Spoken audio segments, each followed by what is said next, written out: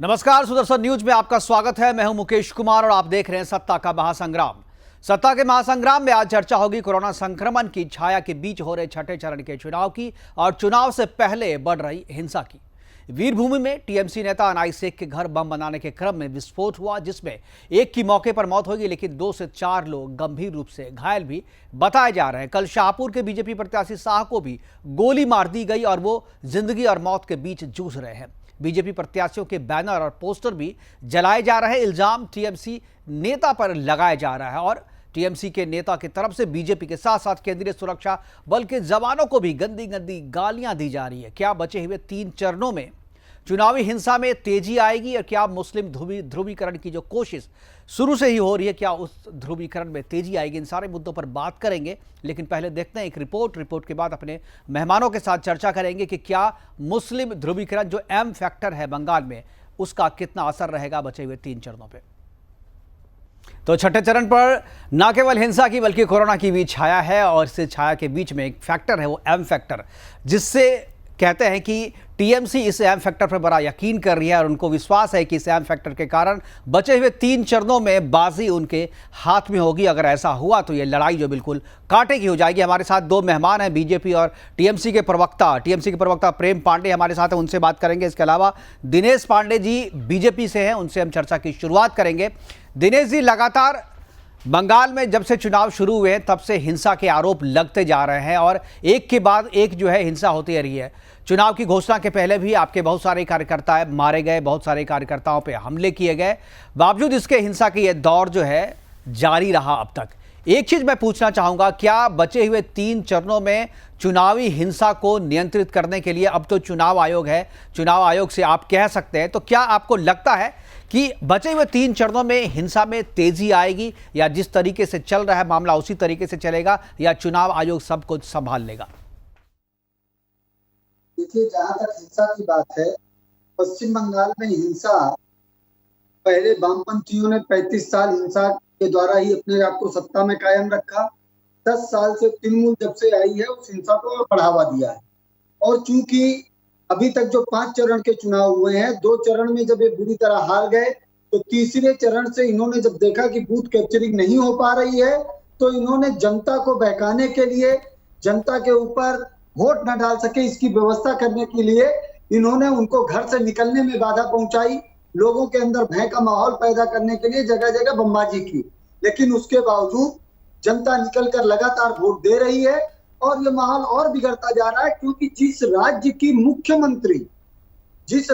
मुख्यमंत्री खुद अगर ये कहें कि सीआईएसएफ को घेर लो, जिस राज्य की मुख्यमंत्री खुद कहें, महिलाओं से कहें कि आप सीआईएसएफ के ऊपर कुल्हाड़ी से अपने घर में जो सामान है उससे अटैक करो, और उसके बाद अब वहां पर लोगों को उन्होंने कहा और इसी का नतीजा था कि सीआईएसएफ के ऊपर जब अटैक हुआ तो वहां पर आत्मरक्षा में गोली चलानी पड़ी। और आज फिरहाद हकीम जो यहाँ के मंत्री भी हैं, कलकत्ता के मेयर भी हैं, वो कह रहे हैं कि रेलवे पुलिस और सीआईएसएफ पर अटैक करो, भारतीय जनता पार्टी के लोगों को देखो, उनके ऊपर अटैक करो। आज आपने देखा वीरभूम में भी तृणमूल के नेता के घर में बम बनाते हुए कैसे बम ब्लास्ट हुआ। अर्थात इनका अब पूरा चारा रह गया है कि मुस्लिमों को भड़काया जाए तुष्टीकरण की राजनीति के तहत। जो ममता बनर्जी कल तक मंच पर चंडी पाठ करती थी, अब वो मुस्लिम क्षेत्र में जाकर चंडी पाठ करके दिखा दे, अब वहां पर वो अल्लाह और अकबर करती हुई नजर आएंगी और केवल हिंसा ही एकमात्र उनके पास सहारा बचा है। और उस हिंसा से भी बिल्कुल प्रेम पांडे, बिल्कुल यही बात, ये सवाल मैं प्रेम पांडे जी से पूछने वाला था, लेकिन बात आपने उठा दी। यही बात है कि वीरभूमि की बात है। वीरभूमि में जहां पर बम बनाते हुए, देसी बम बनाते हुए जो घटना हुई है, उस घटना में जो मारे गए हैं वो भी मुस्लिम है, जो घायल हैं वो भी मुस्लिम है, टीएमसी के नेता हैं। क्या जो आरोप लगाया जा रहा था टीएमसी पर बीजेपी की तरफ से, ये जो घटना हुई है वीरभूमि की, क्या वो बिल्कुल साबित कर देता है कि जो आरोप थे वो आरोप बिल्कुल सही थे? प्रेम पांडे जी। सर नमस्कार जी नमस्कार। हम ये पूछना चाह रहे हैं कि जो अनाइस शेख की बात हो रही है कि उनके घर में बम बनाते हुए पकड़ा गया और विस्फोट हुआ, कुछ मुस्लिम उसमें मारे गए, कुछ बनाने वाले जो मारे गए होंगे, ये अनाइस शेख जो भी टीएमसी का सपोर्टर है या टीएमसी को वोट देने वाला है, वो उसको नेता आपने कैसे बना दिया? फिर कार्यकर्ता और जो है, हमको जरा ये बताएंगे बीजेपी के प्रवक्ता जो बैठे हैं कि वो टीएमसी के किस पद पर काम कर रहे थे? देखिए, पद पे जो काम वो करता है वो पदाधिकारी होता है, अधिकारी होता है। आप सुन लीजिए, नहीं आपने पूछा है तो आप सुन लीजिए ना। जो पद होता है पार्टी का वो नेता नहीं होता, वो पदाधिकारी होता है। इसके अलावा सब नेता है, कार्यकर्ता है जो वो भी नेता है, छोटे नेता हैं। आप कहिए आप वो छोटे नेता हैं, कोई बड़े नेता हैं। अगर उनके क्षेत्र में उनकी बात लोग मानते हैं, उनको डायरेक्ट टीएमसी का मैसेज उनके पास जाता है, उनके पास कोई पद हो या ना हो, लेकिन वो टीएमसी के नेता तो है ना। और अगर वो कार्यकर्ता ही हैं तो इसमें क्या बदल जाता है? अगर ये बदल क्या जाता है, क्या बदल जाता है बताइए ना। मुद्दा तो ये है ना कि बम बना रहे थे, मुद्दा ये है कि बम बना रहे थे, बम बनाते हुए विस्फोट हुआ। वो नेता है या पदाधिकारी है, इससे उसका मतलब कि वो जो है वो टीएमसी का आदमी जो है वो जो है वोट न दे, ये इनके कहने का मतलब ये है। नहीं, आप जो कह रहे हैं कि वो नेता था या क्या था, ये बात तो सच है ना। जो शेख है वो शेख टीएमसी का कार्यकर्ता है, आपके हिसाब से कार्यकर्ता है। वो बम किसके लिए बना रहा था, क्यों बना रहा था? एक साधारण पब्लिक भी मर जाती है, चाहे वो बीजेपी का ही कार्यकर्ता हो, तब आप लोग बोलते हैं कि वो तृणमूल का नेता है या तृणमूल का कार्यकर्ता। और जब नहीं तो आपके हिसाब से वाला मरता है तो आप उससे पल्ला झाड़ने की चेष्टा कर रहे हैं। नहीं तो आपके हिसाब से जो पुलिस कह रही है, आपके हिसाब से जो पुलिस कह रही है गलत कह रही है। गिरफ्तारी हुई है, उसको पुलिस पूछताछ कर रही है, वो अपने आप को टीएमसी का नेता बता रहा है थाने में। मुकेश जी, वो बीजेपी के प्रवक्ता को कहिए कि अपने मतलब बेहतर डिबेट के लिए जरा अपनी बारी की प्रतीक्षा करें। ठीक है, वो बीच में नहीं बोलेंगे, आप बोलिए। बिल्कुल जी, बोलिए, आप पहले बात पूरी कीजिए। ये चुनाव आयोग इस चीज को देखेगा कि वो व्यक्ति जो है, जो जिसने बम बनाया और जिसने विस्फोट किया, वो गिरफ्तार हुआ है, और गिरफ्तारी के बाद जो है उसको दंड दिया जाना चाहिए, चाहे वो कोई भी हो, चाहे नहीं दंड तो मिलेगा। देखिए, जो आईपीसी की धाराएं हैं, देखिए प्रेम पांडे जी बात समझिए। मैं जो बात करने की कोशिश कर रहा हूं वो समझिए। जो टीएमसी का जो नेता या कार्यकर्ता जो पकड़ा गया है, उस पर तो आईपीसी की धारा के तहत कानून जो कार्रवाई करना है वो करेगा। लेकिन हम आपसे पॉलिटिकल चीज से पूछ रहे हैं। वो टीएमसी का नेता है, टीएमसी के लिए बम बना रहा था, और बीजेपी कह रही है कि बम से हमले हुए हैं। अभी भी, कल भी जो है बीजेपी के एक प्रत्याशी को गोली मारी गई है। वो जिंदगी और मौत के बीच जूझ रहे हैं, शाहपुर के प्रत्याशी है जो है बीजेपी के। तो हिंसा का जो आरोप लग रहा है, ये जो बम विस्फोट हुआ है उससे टीएमसी के कार्यकर्ता के घर में हुआ, चाहे आप नेता नहीं माने, कार्यकर्ता तो था ना। तो वो बम किसके लिए बना रहा था? भले उसको आईपीसी की धारा के तहत आप सजा दे दीजिए, लेकिन उनको कौन सजा देगा? जो इनका आका है, जिनके कहने पर ये बम बना रहा था, उनको कौन सजा देगा? प्रेम पांडे जी, ने जाकर के थाने में पैरवी किया कि इसको छोड़ दिया जाए। वो आप कैसे करेंगे भाई साहब? ये आप तो बिल्कुल ऐसे बात कर रहे हैं, बिल्कुल जैसे लगता है कि किस टीएमसी के नेता ने किया। नहीं, आप डिनाई कर रहे हैं कि वो आप टीएमसी का नेता नहीं है। वो आप ये डिनाई कर रहे हैं। नहीं, हम ये डिनाई नहीं कर रहे हैं। हम ये कह रहे हैं कि अगर वो टीएमसी को वोट देने वाला है तो इसका मतलब ये नहीं है कि वो टीएमसी के लिए बम बना रहा था। नहीं तो वो किसके लिए बना रहा था? वो किसके लिए बना नहीं करती है। वो किसके लिए बना रहा था बम? क्यों बना रहा था? बम बना रहे हैं, किसके लिए बना रहे हैं? नहीं, आप वो बात हम पूछेंगे ना। ये किसके लिए बना रहा था बम, ये बताइए ना। आप तो ये बात तो मान गए ना, वो आपका कार्यकर्ता था, तो आपके बारे में पता भी होना चाहिए ना अपने कार्यकर्ता के बारे में। जो वो बम बना रहा था तो किसके लिए? क्या यही पेशा था? इससे पहले भी वो बम बना रहा था? जानकारी होगी ना आपके पास पूरी तरीके से, जब आप कह रहे हैं कि वो आपका कार्यकर्ता है। साहब, मैं नहीं कह रहा हूँ, मैं तो साफ डिनाई कर रहा हूँ कि वो अगर कोई भी व्यक्ति, चाहे वो कोई भी हो। जी, अभी तो आपने कहा कि नहीं, आप डिनाई नहीं कर रहे हैं। आप तो हर एक मिनट अपनी बात बदल रहे हैं।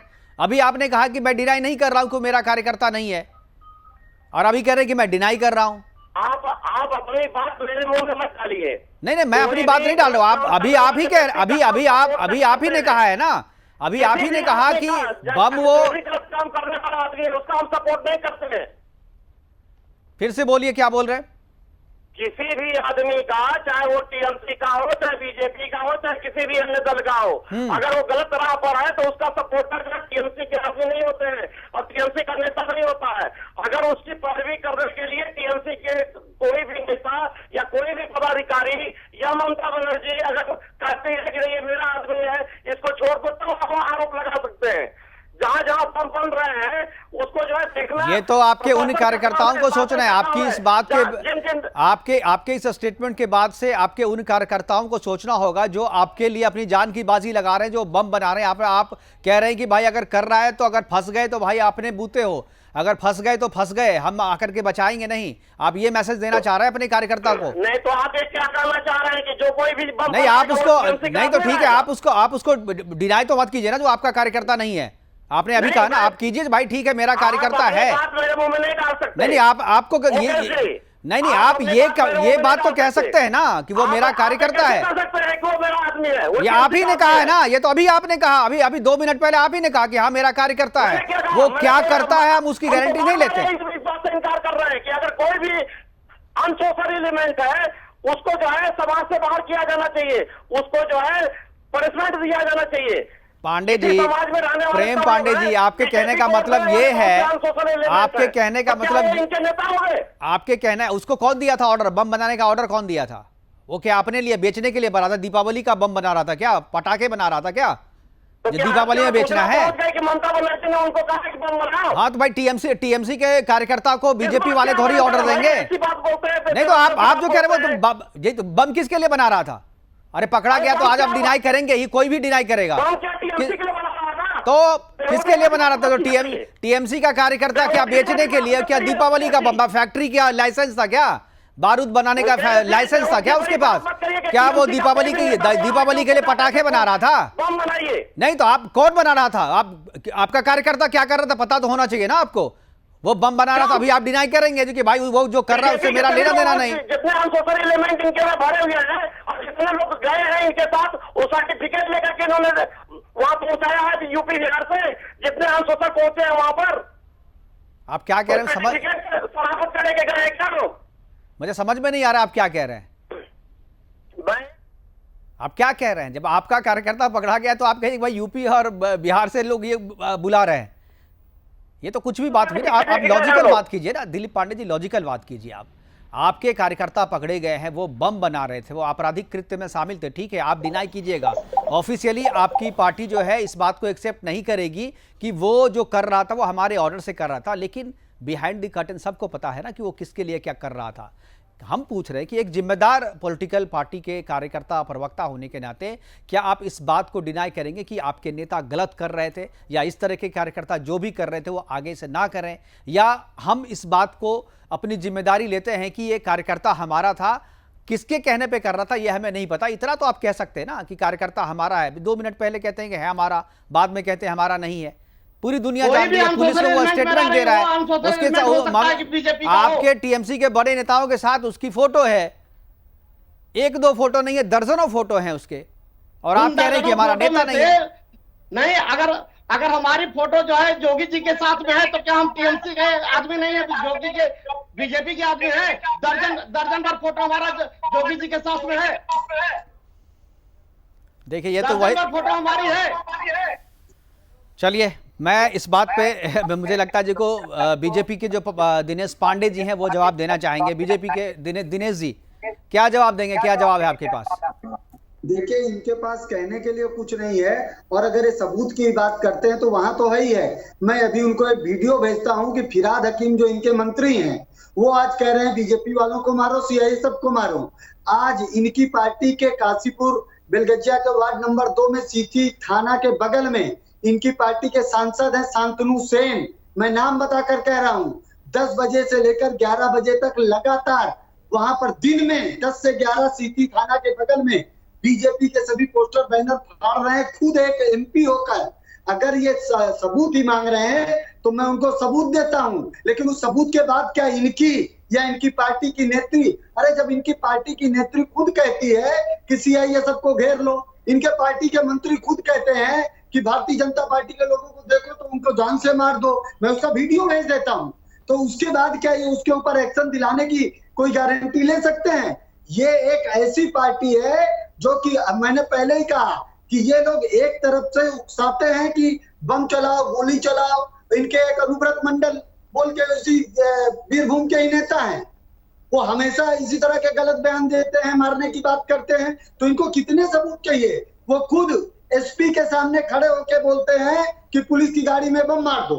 और पुलिस वहां चुपचाप बैठी रहती है। तो इनको कितने सबूत चाहिए? मैं कम से कम 50 सबूत इनको भेज सकता हूं, लेकिन इनके अंदर तो कुब्बत इतने है सबूत या इनकी पार्टी के नेताओं पे इतने कुब्बत है सबूत क्या? अगर बीजेपी कि के एक भी पास पार्टी के हैं, नेता के ऊपर एक्शन ले दिनेश जी यदि आपके पास इतने सबूत हैं तो आपको चुनाव आयोग को देना चाहिए। मेरे ख्याल से चुनाव नहीं, आयोग चुनाव जो आयोग है को दिया है, आज भी दिया है।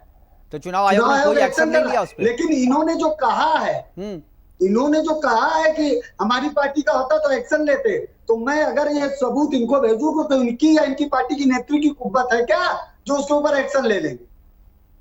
चलिए, तो हिंसा और बंगाल का चुनाव जो है बहुत ही पुराना रिश्ता है और दोनों का चोली दामन का साथ है। बंगाल में जब जब चुनाव हुए हैं हिंसा तब तब हुई है और इस बात से इनकार नहीं किया सकता। और अगर पिछले चुनावों से तुलना करें तो शायद मैं ये कह सकता हूं कि पिछले चुनाव की तुलना में कब हिंसा है। इस बार ये बूथ नहीं लूट पा रहे हैं, इसलिए इन लोगों का काम हो गया है कि जनता को जलाओ, बम चलाओ, लोगों के घरों में जाकर आक्रमण करो। अभी परसों ही आपने देखा होगा कि भारतीय जनता पार्टी के इलेक्शन एजेंट के घर में बमबाजी की गई। आज अभी कल की रात की घटना है, हमारे कैंडिडेट के घर में बमबाजी की गई। ये इनकी बराबर की बारी है, क्योंकि ये बौखला चुके हैं। इनको मालूम है कि बंगाल की जनता इनको नकार चुकी है और इसीलिए ये अब केवल हिंसा के बल पर अपने आप को बचाने की चेष्टा करते हैं। हिंसा और एम फैक्टर जो मुस्लिम फैक्टर है, प्रेम जी क्या आपको लगता है कि यहाँ पर जो राजनीतिक समीकरण है, जो जिन क्षेत्रों में भी जिन 46 सीटों पे चुनाव होने हैं छठे चरण में, वहाँ का जो राजनीतिक समीकरण है, वोटरों की जो संख्या है उसमें एम फैक्टर यानी मुस्लिम फैक्टर जो है उसमें काफ़ी महत्वपूर्ण फैक्टर है और ये पूरा आपके पक्ष में है। और ओवैसी अगर यहाँ पर आते हैं या तो आपकी पार्टी को दिक्कत होता है। आप ओवैसी को, मुस्लिम फैक्टर को तो करते हैं लेकिन मुस्लिम भी तो, ओवैसी भी तो मुस्लिम है, वो भी अगर वहां पर वोट मांगने जा रहे हैं तो आपको क्या आपत्ति है उसमें? प्रेम पांडे जी। मुकेश जी, जो ये बीजेपी के प्रवक्ता जी चिल्ला चिल्ला के कह रहे हैं कि जो है 5 चरण के चुनाव में जीत गए हैं, तो फिर 3 चरण का चुनाव और जो हो रहा है उसके लिए कहा गया था कि तीनों चरण को एक कोरोना को देखते हुए एक साथ कर दिया जाए। किसने कहा और था? इन्होंने किसने कहा था? नहीं होने दिया। किसने कहा था? और जब नहीं, किसने कहा था एक चरण में हो बीजेपी जाने? के लोग इस बात पर राजी नहीं हुए, सारे दल वहां सीपीएम के लोग भी और नहीं तो राजी तो चुनाव आयोग को होना है ना। आप देखिए यही टेक्निकल चीज आप ये कह रहे हैं, राजी तो चुनाव आयोग को होना है। ये पॉलिटिकल पार्टी तो सुझाव ही दे सकती है ना। एप्लीकेशन तो जाएगा दलों के तरफ से ना।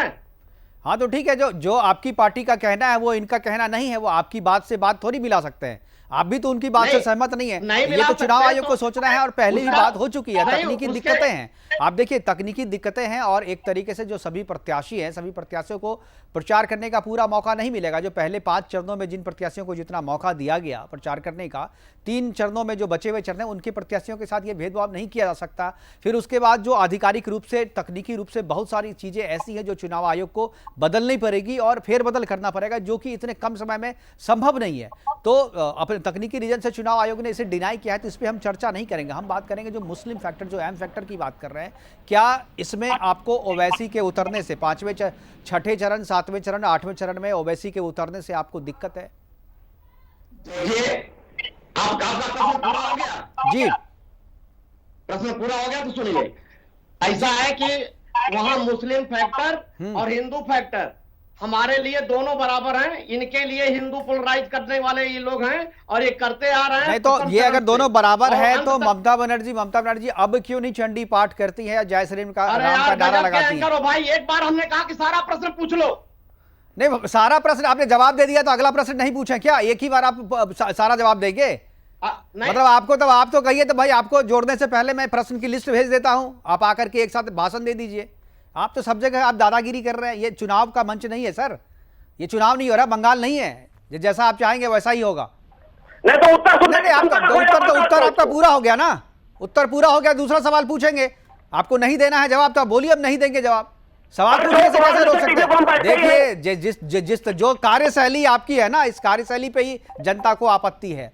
आप सब जगह चाहते हैं कि दादागिरी से काम हो, दादागिरी से काम नहीं चलेगा। अभी हमारे पास समय की कमी है। फिलहाल हमारे साथ जुड़ने के लिए और बात करने के लिए हमसे बहुत बहुत शुक्रिया हमारे दोनों मेहमानों का, दिलीप जी और प्रेम जी। आपका बहुत बहुत शुक्रिया, बहुत बहुत धन्यवाद कि आप जुड़े और अपनी बात हमारे साथ साझा की आपने। लेकिन जिस तरीके से टीएमसी के प्रवक्ता प्रेम पांडे कह रहे थे, जिस तरीके से उतावलापन दिखा रहे थे और जिस तरीके से गर्मी दिखा रहे थे, यही चीज जो है बंगाल में चुनाव के साथ हिंसा को अलग नहीं कर पा रही है। टीएमसी हो या लेफ्ट हो, जब भी चुनाव होते हैं तो वहां पर हिंसा का एक छाया हिंसा की जो होती है वो देखने को मिलती है। फिलहाल अभी के लिए इतना ही, दीजिए इजाजत, नमस्कार।